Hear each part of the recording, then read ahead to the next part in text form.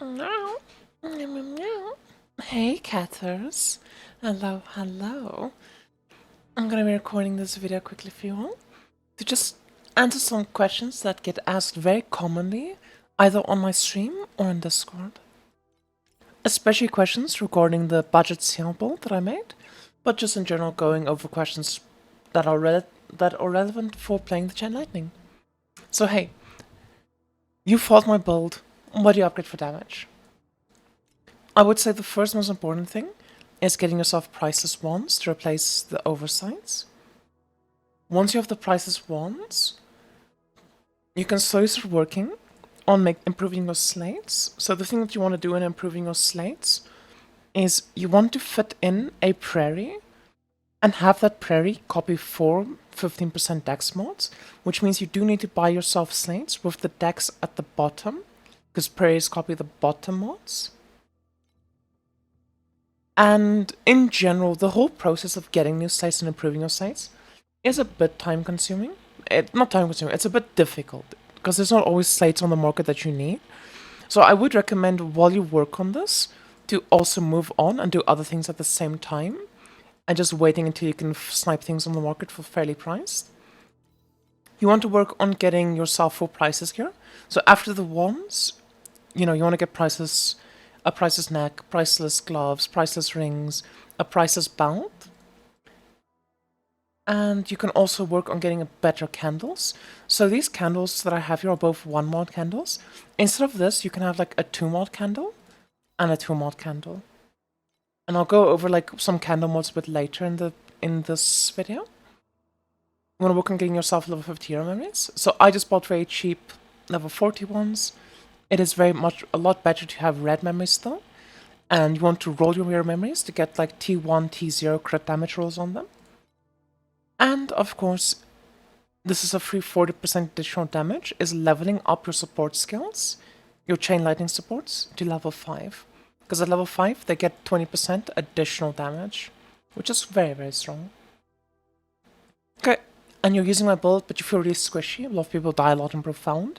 What can you do to make yourself tankier?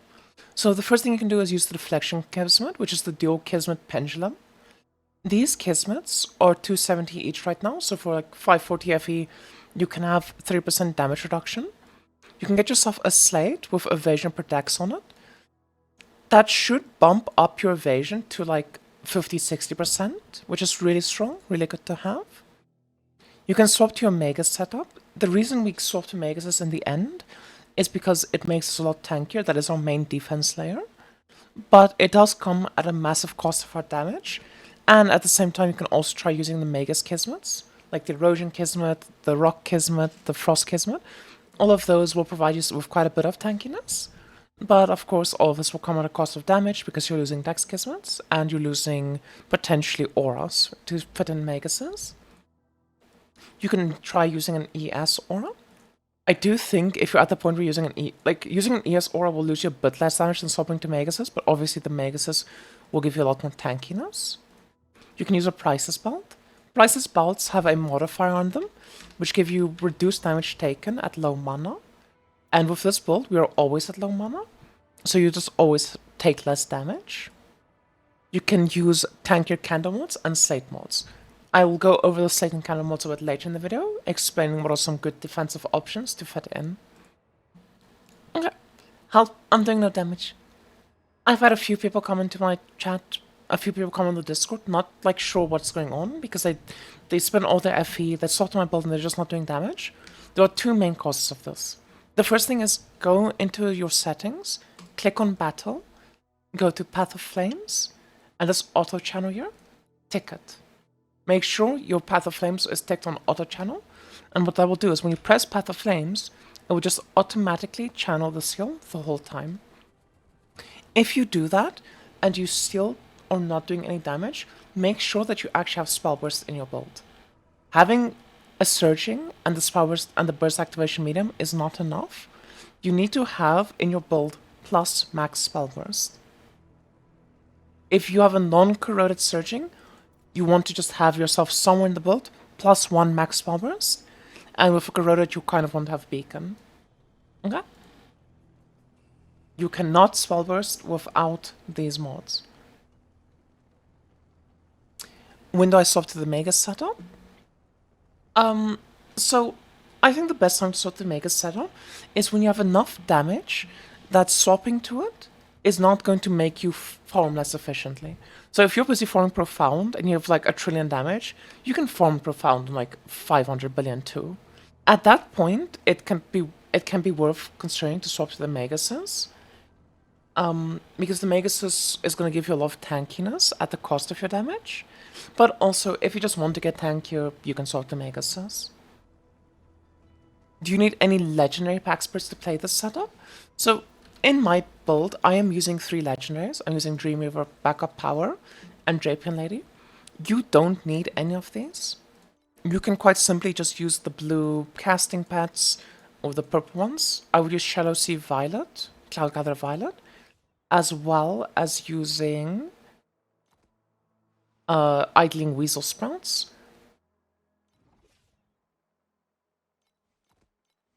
Like these are like 3 pretty decent ones to use. You can also use tanky ones if you want to, ones that give you Aileres, whatever it may be. But if you do have the option to select one pack spirit, I would actually suggest going for Drapion Lady, because not only is her Origin Magus effect that she gives you is going to give you a lot more tankiness with the Magus setup, it is also going to give you damage in the sense that you're scaling your scaling your offensive Maguses as well. So I think it's a pretty good all-arounder pet to have. Dreamweaver is like always a super meta pet for any spell build, and the backup power is mostly just an Erika 2 thing. So if you like spells, you can also consider just going for Dreamweaver. How important is the Helm Corrode? The Helm Corrode will essentially double your damage. So if you have 1 trillion damage and you get the Helm Corrode, you will now have 2 trillion. Spending 15k FE to gain 1 trillion damage is pretty inefficient with your FE. But if you have 8 trillion damage, that Helm Corrode is going to take you to damage cap. And it's going to give you 7 trillion, or 8 trillion total, but 15 trillion is the damage cap. Spending 15k FE for 7 trillion damage, that's a lot more reasonable, I feel. So this is definitely an upgrade that you want to do later on in the build. And also, you don't actually need to do it. You will be able to still hit the damage cap without the Helm Corrode. Okay, what slate mod should I prioritize getting? I think it's very important offensively to get yourself a spell crit, because this mod is just going to straight up give you 64% critical strike damage. That's a lot of crit damage to be giving up. And you definitely need cast speed per dex. You are a dex stacker. You are losing so much cast speed by not having this mod. It's very important to have. Number effect is another very strong one. Erika 2's year traits all give her additional number effect, but she doesn't have a lot of base number effect. So you need to get sources of base number effect in your slates and your candles and things to scale up her Yero's additional number effect. So this is very important.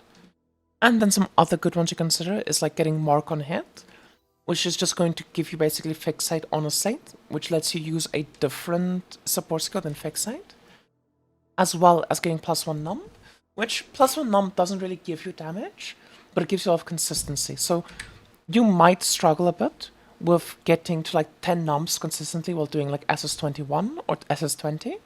This slate is just going to make it way easier for you, and it's going to improve your damage overall, because it's very important that we stay at 10 numbs as an Erika. Then some defensive options you can consider. This is a slate that gives you 16% energy shield, and whenever your energy shield recharges, you gain blur. That's a pretty good one. Evasion per dex is going to give you a ton of evasion. It's a very, very strong one. I don't have it just because it's expensive. 10% damage transfer to Magus is another very strong one. Our whole setup with the Maguses is that we are trying to transfer as much damage to our Maguses as possible. So we have it in the talent tree. We have that each Magus has protection field. It's just a lot of our defense is making our Maguses take the hit instead of us. So this is just a very strong mod to have. And minus 45% ES charge interval. This mod just feels really good. Because like as soon as you take damage, your energy shield almost instantly just starts charging back up. And especially if you pair it with Barrier of Radiance, which you can get like on a candle mod, it's just gonna feel really good to have. Okay, and what Hero Memory mod should I get? I've been seeing a lot of people make mistakes on Hero Memory mods. Your Hero Memories are an amazing source of critical strike damage. Like, each one of my Hero Memories are giving me over 130, 140% critical strike damage. So, you want to get on your Hero Memories crit rating or spell crit. You want to try and get your crit maxed out, or at least close to max. And then you want to get lightning crit damage and spell crit damage. You should be rolling your Hero Memories to get T1, T0 mods with crit damage, because it really does add up. And like my build currently has 800% crit damage, which means that not only do I have 100% crit rating, but every single time I attack, I just do times 8 damage because of my crit damage. Okay, and then what candle mod should I get? The most two important ones. You want blessing generation on candles. That's like very important. You want to have this mod. 10% chance to gain 1 stack of any blessing when triggering a skill. That's very important to get. And if you're not using the Poised Omen Legendary Pact Spirit, which I am not using, then you also want to get this. You can cast 1 additional curse, because that will just let you fit in your Timid and your Electrocute, which is really important. But then you have a few options for both offensive and defensive curse mods. I would only use Control Spell if, with the Control Spell equipped, you have 100% crit. So please note that this Control Spell has this downside, reduces the support skill's critical strike rating. This reduced critical strike rating is minus 100% crit. So you need to have enough crit that when you equip the Control Spell, you have at least 95% crit. Ideally just have 100% though, because if you don't crit, the downside of that candle is really, really bad and not worth it. You can get a crit damage increase candle. That's a very strong mod to have on the candle. And especially when you have like 800% crit damage, like the loss of the crit damage is not a big deal compared to how strong this candle mod is. You can get Grudge on your candle. If you have Grudge on your candle though, you do not need Paralyzed on your gloves, and you can get a different mod on them. You can get Numb Effect, additional max damage from moving, additional lightning damage. Anything that says additional damage is going to be good. And obviously also Numb Effect is going to be good. And then defensively, there's quite a few options. You can get Poisoned Relief, which is going to give you injury buffer. You can get Holiness, which is going to give you a lot of basically curse immunity for deep space, but also make it that enemies you curse deal less damage to you. You can get Barrier of Radiance, which is going to make it that you recharge your energy shield way faster. Adaptation, which is going to give you some fizz mitigation, as well as some max res. And then stuff like, you know, just minus 10% extra damage taken while moving, things like that. And then, what about your priceless gear? So I've been seeing a lot of people making mistakes on the priceless gear, getting the wrong, like, base implicits on them. You want to get Paralyzed on your gloves, unless you have the Grudge Candle. Paralyzed is just too much damage to give up to not have it on your gloves. On your weapons, you really like getting Armor Pen, because there's no good sources of Armor Pen in this build, and having some Armor Pen is very important to just get through, because when enemies have both armor and elemental res, and armor gives you... Armor is like 60% effective against elemental damage. So being able to penetrate through armor is just reducing enemies' DR a lot. So it's a very important mod to have just a tiny bit of. And then every other piece, if you aren't using like a base crit one, or a curse immunity or anything like that, you should just have Dex on it. In my setup at the moment, I basically, all of my pieces are using either base crit or an immunity. So I don't actually have any Dex on my prices gear. Do not skip out on Dex on your prices base implicits. It is very, very strong and it does add up. It can give you up to 300, 400 extra Dex just having those base implicit Dex mods. And then there's a few other things I've seen people do. So how does a prairie work? Please, when you equip your prairie, just do this. Go on it. You see the stance affected? Just click on that. If you don't see this, if you don't see 15% dex, 13% dex, 15% dex, 15% dex, that means you fucked up. If you click on a moth and you do this, if you don't see 15% dex, you fucked up. I've seen quite a few people not understanding how the prayer copying works.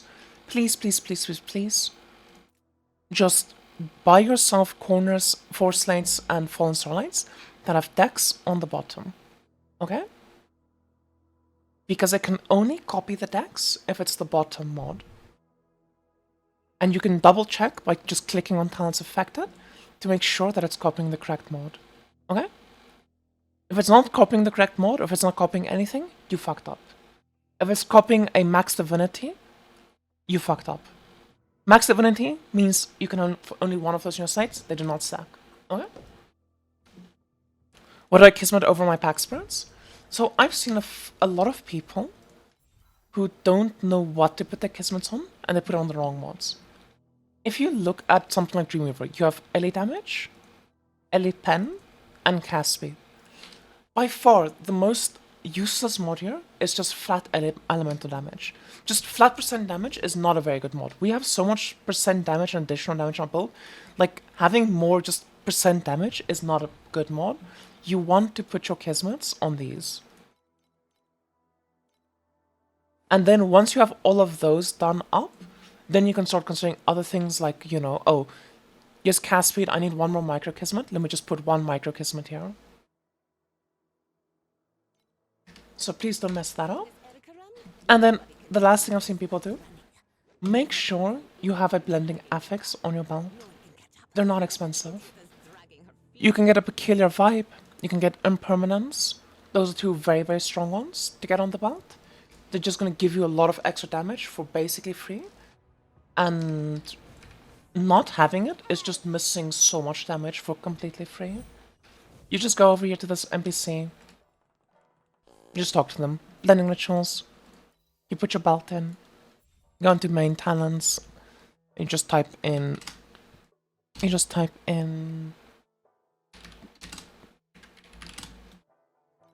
Peculiar vibe. 5 level 7s, that's like not expensive at all. Or you can do impermanence, which is 7 level 7s, level 6 and level 4. You know, like these are very cheap and very strong ones to have. And it really is a big deal to have those. You don't need like the Euro traits or anything. The Euro traits are not even that good. The only reason I'm using Swiftest Lightning is for the movement speed, to make me slightly faster with mapping. Okay, but that's everything. I hope you all enjoyed the video. I hope this was informative. And if you do have any other questions, you can feel free to ask me on stream, or to, you know, join the Discord and ask there. But I do think this does cover a lot of the bases, just for a lot of mistakes people are making. Thank you all so much for watching. Please leave a like, subscribe, comment, all that good stuff. And come check me out on Twitch. I stream every day at 5 PM GMT plus 2. Bye. Bye-bye. Meow. Meow. Meow.